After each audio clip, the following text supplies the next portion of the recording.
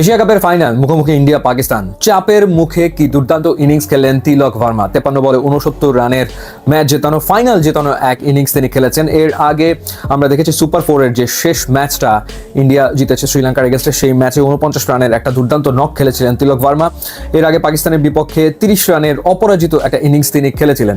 চাপের মুখে এই ধরনের ব্যাটিং কিভাবে করে আসলে ইন্ডিয়ান ব্যাটাররা করে, আমার মনে হয় যে এই প্র্যাকটিসটা তাদের আইপিএলে হয়ে যায়। তিলক ভার্মা এই ধরনের ইনিংস মুম্বাই ইন্ডিয়ান্সের হয়ে আসলে কতবার তিনি খেলেছেন, বা শিবম দুবের কথা যদি বলি চেন্নাই সুপার কিংসের হয়ে এই ধরনের সিচুয়েশনে কতবার তিনি ব্যাট করতে নেমেছেন। এই ধরনের প্র্যাকটিস আসলে তাদের রয়েছে এবং আইপিএলে টপ একটা বোলিং ইউনিটের এগেনস্টে তারা এই ধরনের ইনিংস অহরহ আসলে খেলে থাকেন। এবং ইন্ডিয়ার ব্যাটিং অর্ডারের ডেপথ এটাই যে অভিষেক শর্মা যদি ফেল করে শুভমান গিল আছে, শুভমান গিল যদি ফেল করে সূর্যকুমার যাদব আছে, সূর্যকুমার যাদব ফেল করলে সঞ্জু স্যামসন আছে, সঞ্জু স্যামসন ফেল করলে শিবম দুবে কিংবা তিলক ভার্মা রয়েছেন। অর্থাৎ ব্যাটিং ডেপথ এরকমই। যাই হোক, নবমবারের মতো এশিয়া কাপ জিতল ইন্ডিয়া এবং আরও একবার পাকিস্তানকে ইন্ডিয়া হারালো এই এশিয়া কাপে 3 বার। অর্থাৎ বলা যায় যে 3-0 টি-20 সিরিজও পাকিস্তানের বিপক্ষে ইন্ডিয়া জিতলো, পাশাপাশি এশিয়া কাপ। আগের ভিডিওতে বলেছিলাম যে এশিয়া কাপ জিতে গেলে পাকিস্তানকে ব্যতিক্রম কিছু করতে হবে এবং সেই ব্যতিক্রম কিছু করার একটা ইঙ্গিত কিন্তু ব্যাটিংয়ে দিয়েছিল পাকিস্তান যখন তারা শুরুতে ব্যাট করছিল টসে হেরে। এবং পাওয়ার প্লেতে কিন্তু তারা দারুণ করেছিল, শাহজাদা ফারহান এবং ফখর জামান দুজনেই দারুণ স্টার্ট করেছিলেন এবং পাওয়ার প্লেতে করেছিল তারা কত রান, 45 বিনা উইকেটে।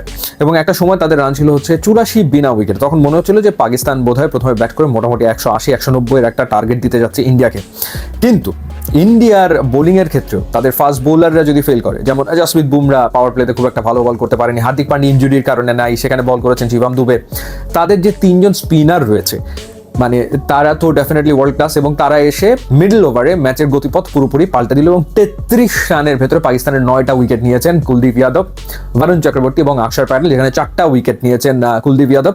এবং এশিয়া কাপে কুলদীপ যাদবের উইকেটের সংখ্যা সম্ভবত 17, বরুণ চক্রবর্তী এবং অক্ষর প্যাটেল দুজনে দুটো করে উইকেট নিয়েছেন। অর্থাৎ 10 উইকেটের ভেতরে 8টা উইকেটই আসলে নিয়েছেন এই 3 স্পিনার মিলে এবং 2টো উইকেট নিয়েছেন জসপ্রীত বুমরা। তো যেই কারণে 180-190 আর পাকিস্তানের করা হয়নি এবং যে টার্গেটটা তারা দিয়েছিল সেই টার্গেটটা ডিফেন্ড করতে গেলে একটা ভালো শুরু দরকার ছিল, সেই ভালো শুরুটাও পাকিস্তান পেয়েছিল। পাওয়ার প্লেতে শাহিন শাহ আফ্রিদি ভালো বল করেছেন, ফাহিম আশরাফ 2টো উইকেট নিয়েছেন, শাহিন শাহ আফ্রিদি 1টা উইকেট নিলেন, 3 উইকেট পড়ে গেল 36 রানে ইন্ডিয়ার পাওয়ার প্লেয়ের ভেতরে। তখন মনে হচ্ছিল খুবই ক্লোজ একটা ম্যাচ হতে যাচ্ছে এবং এরপরে 70 রানের ভেতরেই তো পড়ে গেল 4 উইকেট। অর্থাৎ তখনও আরও প্রায় 70 রানের বেশি প্রয়োজন ম্যাচ জেতার জন্য। সেই সময় শিবম দুবে এবং তিলক ভার্মা তারা এই পার্টনারশিপটা গড়লেন এবং ম্যাচ উইনিং একটা পার্টনারশিপ তারা আসলে গড়েছেন।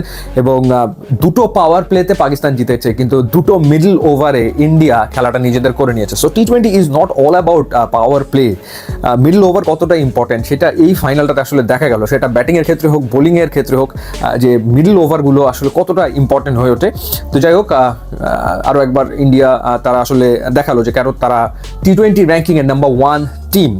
পাকিস্তান আগের 2টো ম্যাচে, এবার এশিয়া কাপে গ্রুপ পর্বে এবং সুপার 4-এ 7 উইকেটে 6 উইকেটে হেরেছে, এবার তারা 5 উইকেটে হেরেছে। বাট ওই 2টা ম্যাচে এই ম্যাচে পাকিস্তান কিছুটা হলো বেটার ক্রিকেট খেলেছে, বাট নট এনাফ ইন্ডিয়াকে হারানোর জন্য, এবং এটাই হচ্ছে বাস্তবতা।